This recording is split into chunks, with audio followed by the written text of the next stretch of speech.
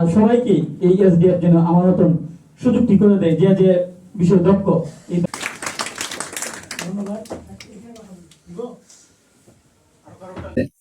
তো গত ডিসেম্বর মাসে কোনো টিউশনির ব্যবস্থা ছিল না। অবশেষে উনি বলতেছে যে ভাই আমি একটু রাজমিস্ত্রি কাজ করি। আমাদের এই যে স্বেচ্ছাসেবী গুলা যারা প্রতিনিয়ত বিনামূল্যে মানুষকে রক্তের ব্যবস্থা করতেছে, তাদের কোনো প্রশিক্ষণ না থাকার কারণে, তারা কোনো কাজের সাপোর্ট না পাওয়ার কারণে অবশেষে তারা ঢাকায় চলে যায়, দেশের বিভিন্ন স্থানে গিয়ে চাকরি করে। ওইখানে পরিচিত দোকান নেই, দোকান নেওয়ার পরে মোটামুটি চলতেছে বালু স্টেশনে মালামাল বেশি খাতা হলো। তারপরে আমি আবার এসডিএফ একটি ট্রেনিং করি, বিজনেস ডেভেলপমেন্ট ট্রেনিং করে, এখান থেকে আমার ব্যবসা একা এসডিএফ এর পক্ষে সম্ভব হবে না। আমরা যারা সরকারি ডিপার্টমেন্ট তাদেরও চেষ্টা করি। আপনারা জানেন সমাজ সেবা অধিদপ্তর অনেকগুলো কার্যক্রম বাস্তবায়ন করেছে। এমন কোন সেক্টর নাই যেখানে সমাজ সেবা অধিদপ্তর। আমরা 54টার মতো কার্যক্রম বাস্তবায়ন করি।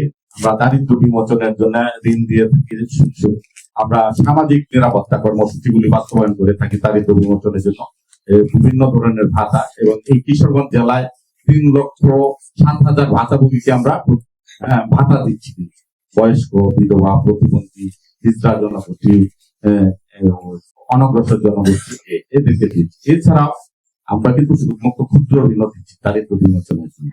ঠিক আছে, পিছিয়ে পড়া জনগোষ্ঠীর পাশাপাশি সমাজ সেবা অধিদপ্তর কিন্তু যুবকদের জন্য বিভিন্ন কার্যক্রম গ্রহণ করছে। এর মধ্যে আছে, আপনারা জানেন যে সমাজ সেবা অধিদপ্তরের একটা বড় যে দক্ষতা উন্নয়ন প্রশিক্ষণ কেন্দ্র।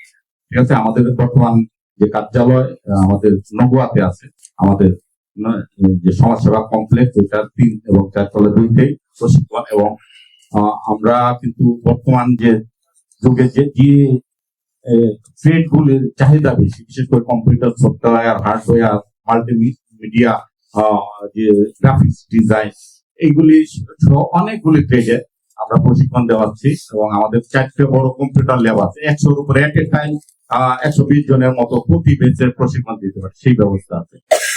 আমি গর্বের সাথেই বলছি, আমাদের এই কিশোরগঞ্জের অন্যতম বৃহৎ কিন্তু কম্পিউটার প্রশিক্ষণ কেন্দ্রটা হচ্ছে আমাদের যে সমাজ সেবা অধিদপ্তর কিশোরগঞ্জ।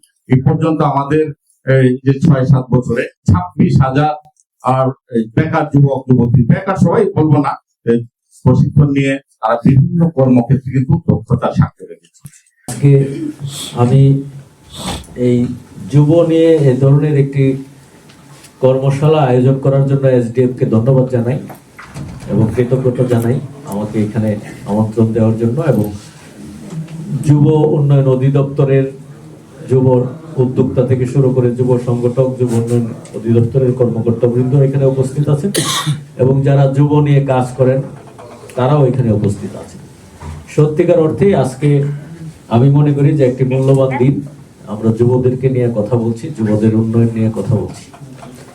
যুবরা, আমরা জানি যুবরা আমাদের জনসংখ্যার 1/3। আমরা শুধু কথায় কথায় বলি, প্রকৃত অর্থে এইটাকে যদি আমরা মিন করি যে না, যুবরাই আমাদের সম্পদ, যুবরা, তাহলে আমাদের এই খাতে বিনিয়োগ বাড়াতে হবে, আমাদের এই খাতে বিভিন্ন ধরনের কর্মসূচি বাস্তবায়ন করতে হবে। জিও, এনজিও, স্বায়ত্তশাসিত প্রতিষ্ঠান থেকে শুরু করে সবাই। আজকে আমি জেনে খুব আনন্দিত যে এসডিএফ কিশোরগঞ্জ জেলায় যুবদের উন্নয়নে ব্যাপক কাজ করেছে। যদিও আমরা যুব উন্নয়ন অধিদপ্তর হয়তো আমরা এই তথ্যগুলো আগে জানতে পারি নাই। বিশেষ করে দক্ষতা বৃদ্ধিমূলক প্রশিক্ষণ, অনেকগুলো প্রশিক্ষণ ওনারা দিয়েছেন এবং ভালো ভালো বিষয়ভিত্তিক প্রশিক্ষণ দিয়েছেন। আমরা যে আমাদের যে উপস্থাপন করা হয়েছে যে তথ্যগুলো সেখানে দেখলাম, এবং অনেকগুলো গ্রামে এই কাজগুলো করেছে, বিশেষ করে অষ্টগ্রাম, ইটনা, কিশোরগঞ্জ সদর, মিঠামই। এবং এই প্রশিক্ষণগুলো দেখা যাচ্ছে যে অনেক ক্ষেত্রেই কিশোরগঞ্জ জেলায় হয়তো দেওয়া সম্ভব হয় নাই, আমি যতটুকু বুঝি, কারণ এগুলো হয় নাই। ওনারা এই প্রশিক্ষণের খরচ বহন করেছেন এবং এই প্রশিক্ষণগুলো যেখানে যেখানে ভালো হয় সেখান থেকে নেওয়ার সুযোগ করে দিয়েছে। এটা একটা বিরল সুযোগ। এই ধরনের মানে সহযোগিতা খুব কমই আছে বলে আমরা মনে করি। আমরা সরকারি ডিপার্টমেন্টগুলো যে কাজ করি, মূলত আমরা কিশোরগঞ্জ বেসড যে ডিপার্টমেন্টগুলো আছে সেখানেই কাজ করি, আর রেফার করে আমাদের যে নিজস্ব প্রতিষ্ঠানগুলো সেইগুলোতে করে থাকি। কিন্তু অন্যান্য প্রতিষ্ঠানে পাঠিয়ে দিয়ে তাদের খরচ বহন করা, সেগুলো আমাদের সরকারি ডিপার্টমেন্টের ক্ষেত্রে থাকে না। যুব উন্নয়ন অধিদপ্তর, আপনারা জানেন যে যুব উন্নয়ন অধিদপ্তরের একটি স্কিল ডেভেলপমেন্ট অ্যাক্টিভিটিস যেমন আমাদের আছে, আমরা মূলত কাজ করি কর্মসংস্থান নিয়ে, আত্মকর্মসংস্থান সৃষ্টি করা, কর্মসংস্থান সৃষ্টি করা, সচেতনতা বৃদ্ধি এবং যুবরা যাতে সচেতন নাগরিক হয়, সুনাগরিক হয়, এই বিষয়গুলো। এখানে আমাদের যুব নেতৃত্ব বিকাশের জন্য আমাদের যুব উন্নয়ন অধিদপ্তর মাঠ পর্যায়ে যে যুবরা আছে কমিউনিটি লেভেলে, তাদেরকে সংগঠিত করে তাদের রেজিস্ট্রেশনের কাজগুলো আমরা করে থাকি। তো আজকে ইয়ুথ গ্রুপ, এসডিএফ এর অনেকগুলো ইয়ুথ গ্রুপ আছে। আমি আশা করব যে ইয়ুথ গ্রুপগুলো যদি সরকারি নিয়ম নীতি মেনে, যে বিধিবদ্ধ বর্তমান আইন আছে যে যুব কার্যক্রম করতে হলে তাকে রেজিস্ট্রেশন নিতে হবে, রেজিস্ট্রেশনের মাধ্যমে যুব কার্যক্রম অ্যাক্টিভিটিস করতে গেলে সেটা বেআইনি।